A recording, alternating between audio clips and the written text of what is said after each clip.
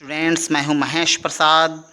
I hope कि आप लोग बहुत ही खुश होंगे। तो आज हम लोग दूसरा लेसन पढ़ेंगे, आ लेटर टू आर्ट, जिसके राइटर हैं जी.एल. फ्यूंट्स। तो चलिए पहला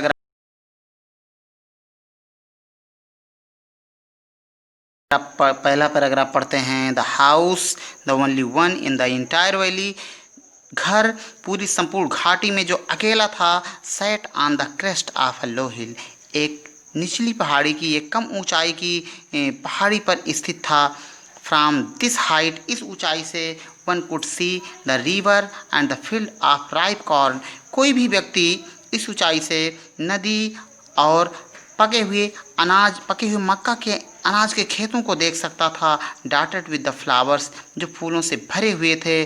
that always promised a good harvest, जो एक अच्छे फसल का दावा करते थे। The only thing the earth needed was downpour और एट लीस्ट अ शोवर, केवल एक ही चीज़ की अर्थ धरती को नीडेड जरूरत थी, वॉज डाउनपोर, तेज बारिश की, और एट लीस्ट अ शोवर, या एक बौछार की ज़रूरत थी। थ्रू आउट द मॉर्निंग, पूरी सुबह, Lencho who knew his field intimately, जो अपने खेतों को बहुत ही घनिष्ठ रूप से जानता था, हैड डन नथिंग, कुछ भी नहीं किया था, else but seen the sky towards the north east, उत्तर पूरब की तरफ आसमान को देखने के सिवाय, क्योंकि उसके मक्का के अनाज के खेतों को पानी की सख्त ज़रूरत थी।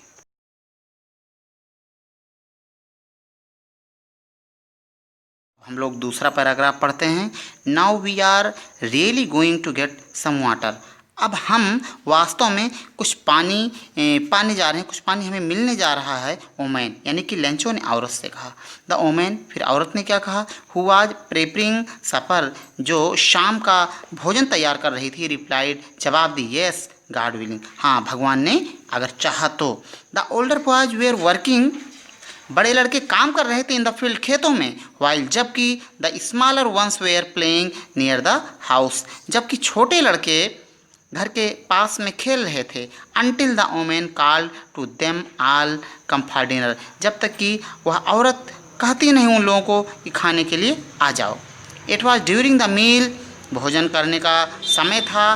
That just as Lencho had predicted, जैसा कि लेंचो ने भविष्यवाणी की थी।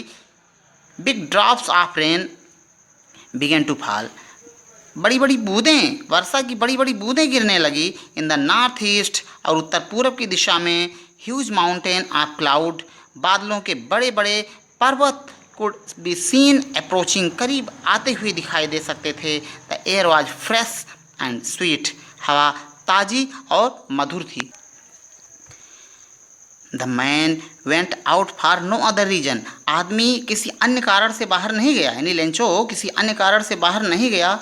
Then to have the pleasure of feeling the rain on his body, अपने शरीर पर वर्षा के बूंदों का सुखद आनंद लेने के लिए गया। एंड व्हेन ही रिटर्न, और जब वह लौटा, ही एक्सक्लेम्ड, वह बोल पड़ा, चीख पड़ा, these are not raindrops falling from the sky, ये आसमान से बारिश की बूंदें नहीं गिर रही हैं। उसको इतना अनमोल कह रहा है बूंदों को। दे आर न्यू क्वाइंस, वे नए नए सिक्के हैं। The big drops are 10 cent pieces, बड़े सिक्के 10 सेंट के हैं। And the little ones are 5, और छोटे बूंदे 5 सेंट के हैं।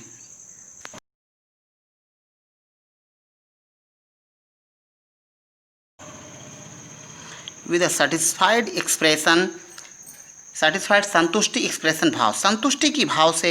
ही regarded the field of ripe corn, वह पके हुए अनाज के खेतों को ध्यान से देखा। विद इट्स फ्लावर, फूलों वाले। Draped in a curtain of rain, जो बारिश के एक परत से लिपटा हुआ था, बारिश के पर्दे से लिपटा हुआ था। बट सडनली, लेकिन अचानक, a strong wind began to blow, एक तेज हवा बहने लगी। And along with the rain, और वर्षा के साथ साथ very large hail stones began to fall, बड़ी बड़ी ओले गिरने लगे। हेल स्टोन मीन्स ओले गिरने लगे। This truly did resemble new silver coins, ये सच में चांदी के सिक्के के समान थे। द बॉय, मतलब इतने बड़े बड़े। द बॉयज एक्सपोजिंग देमसेल्व्स, बच्चे, एक्सपोज मीन्स कपड़े उतार करके अपने आप को, टू द रेन, बारिश में, rain out to collect the frozen pearls, उस जमे हुए मोतियों को यानी कि ओलों को इकट्ठा करने के लिए दौड़ पड़े। It is really getting bad now, यह सचमुच में बुरा हो रहा है अब। एक्सक्लेम द मैन, वह आदमी कहा। आई होप, मैं आशा करता हूँ, इट पासेस क्विकली, यह जल्दी ही गुजर जाएगा। It did not pass quickly, यह जल्द ही नहीं बीता। फॉर एन आवर, 1 घंटे तक। द हेल रेन्ड, ओले गिरे। ऑन द हाउस, घरों पर। गार्डन, बगीचे। द हिल साइड, पहाड़ी क्षेत्र। द कॉर्नफील्ड, अनाज के खेतों में। ऑन द होल वैली, और पूरी घाटी में गिरी। द फील्ड वॉज वाइट, मैदान खेत सफ़ेद हो गया। एज इफ, मानो कि कवर्ड विथ साल्ट, मानो कि नमक से ढक गया हो। Not a leaf remind on the trees, एक पत्ती भी पेड़ों पर नहीं बची। रिमाइंड मीन्स बची। The corn was totally destroyed, अनाज पूरी तरह से डिस्ट्रॉयड, बर्बाद हो गए थे। द फ्लावर्स वेयर गॉन, फूल जा चुके थे। फ्रॉम द प्लांट्स, पौधों से। लेंचोज साउल, लेंचो की आत्मा। वाज फिल्ड विथ सैडनेस, दुख से भर गई थी। When the storm had passed, और जब तूफान बीत गया। He stood in the middle of the field, वह अपने खेत के बीचों बीच में खड़ा हो गया। And said to his sons, और अपने बेटों से कहा। A plague of locust would have left more than this, a plague of locust यानी कि टिड्डियों का झुंड जो है वह इससे ज़्यादा छोड़ देता। The hail has left nothing, ओलों ने कुछ भी नहीं छोड़ा। This year we will have no corn, इस साल हमारे पास अनाज नहीं होंगे।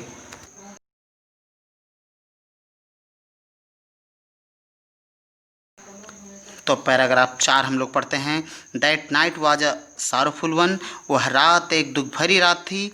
All our work for nothing, हमारे सारे कार्य बेकार हो गए। लेंचो कह रहा है। There is no one who can help us, कोई भी नहीं है जो हमारी सहायता कर सकता है। We will all go hungry this year, हम सभी इस साल भूखों रह जाएंगे। बट लेकिन in the hearts of all, लेकिन उन सभी के दिलों में। Who lived in that solitary house, जो उस अकेले घर में रहते थे। In the middle of the valley, घाटी के बीचों बीच में। There was a single hope, एक आशा थी। हेल्प फ्रॉम गॉड, ईश्वर से मदद की। डोंट बी सो अपसेट, दुखी मत हो। एवन दो, भले ही, यद्यपि। This seems like a total loss, भले ही यह पूरी तरह से हानि प्रतीत होती है। रिमेंबर, याद रखो। No one dies of hunger, भूख से कोई नहीं मरता है। लेंचो अपने परिवार को दिलासा दे रहा है, ऐसा कह रहा है। दैट इज़ व्हाट दे से, इसीलिए वे सब कहते हैं। No one dies of hunger, भूख से कोई भी नहीं मरता है। ऑल थ्रू द नाइट, पूरी रात। Lencho thought only one of his hope, Lencho केवल अपने एक ही आशा के बारे में सोचा। द हेल्प ऑफ गॉड, ईश्वर से मदद। हुज आइज, जिनकी आंखें। As he had been instructed, जैसा कि उसे बताया गया था कि उनकी आंखें सी एवरीथिंग, सब कुछ देखती हैं। Even what is deep in one's conscience, भले ही किसी के कॉन्साइंस यानी मन या आत्मा, किसी के अंतः मन की बात क्यों ना हो। तो आज के लिए इतना ही, अगले वीडियो में हम फिर मिलेंगे, तब तक के लिए धन्यवाद।